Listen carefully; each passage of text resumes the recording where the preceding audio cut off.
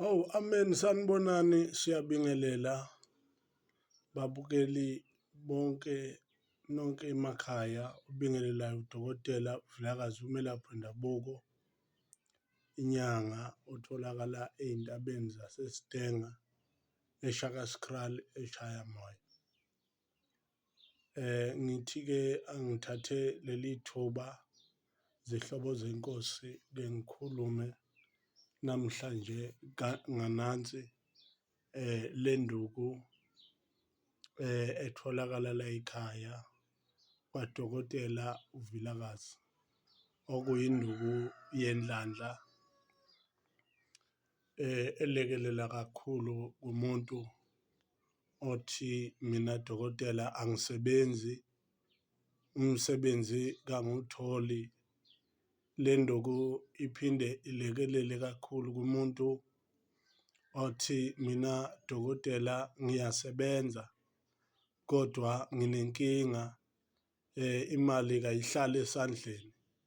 Uma ngiphethe imali ivele iphelele nje ezandleni ngingazi ukuthi ngiyenzeni. Iyakwazi ukumlekelela loyo muntu le nduku. Le nduku ayigcini lapho, iphinde futhi yelekelele umuntu othi dokotela mina ngiwumuntu obhizinisisayo. Kungaba mhlasimpe sikhuluma lapho ngomuntu onespaza, umuntu onesitolo, umuntu onetafula, lento ethile osuke uyenza. Kungabe une-internet cafe, lento yibhizinisi wena osuke uyenza othi uzama ukuthi uziphilise ngayo. Uma ubona ukuthi kuyalekha, nansi induku yala ekhaya ezokwazi ukuthi ikulekelele. Akuyona induku enobungozi, akufi muntu, cha, umuthi nje lo ogquma ngawo, ugeze ngawo, uchele ngawo, uyaphalaza futhi ngawo, ukorobhe futhi nangawo. Uyakwazi lo muthi okuwushisa nempepho noma ushise elahleni, ukhulumise bememeza imali, ucele imali, ucele ukuthi abantu abangene. Akiwo-ke umuthi wemali lo, zihlobo zami. La ekhaya asinawo umuthi wemali kodwa sinomuthi wenhlanhla, sinomuthi wokudonsa, sinomuthi ovula izinto. So nansi induku, uma udinga sikusize ngale nduku, ngabe useGoli, ngabe useMpumalanga, ngabe ukuphi kuphi, le nduku isespeshalini, special siyaphela mhla ka-30. I-normal price yale nduku u-R1,000 kodwa njengoba isespeshalini ibiza malini, R500. So uma uyidinga njengoba uyibona ihamba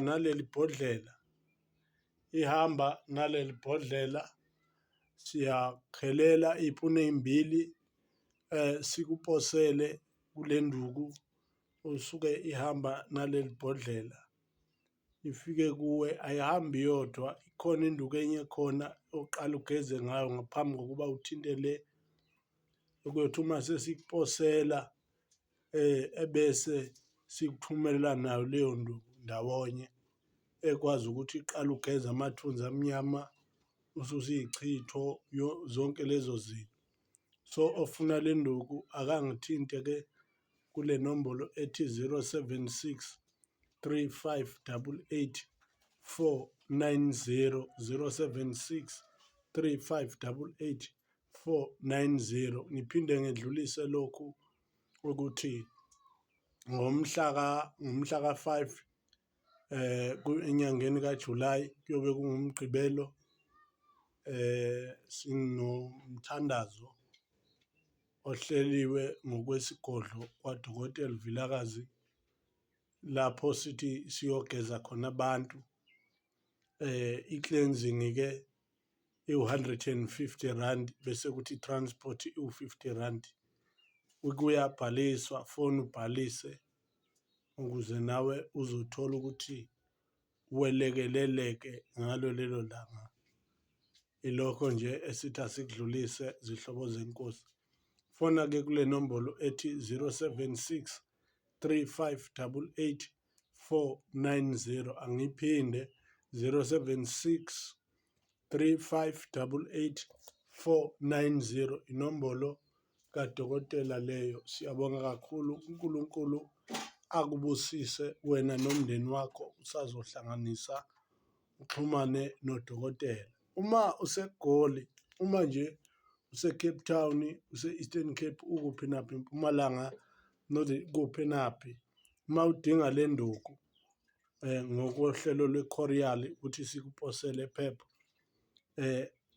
iwu-650 rand, uthumelela i-650 rand.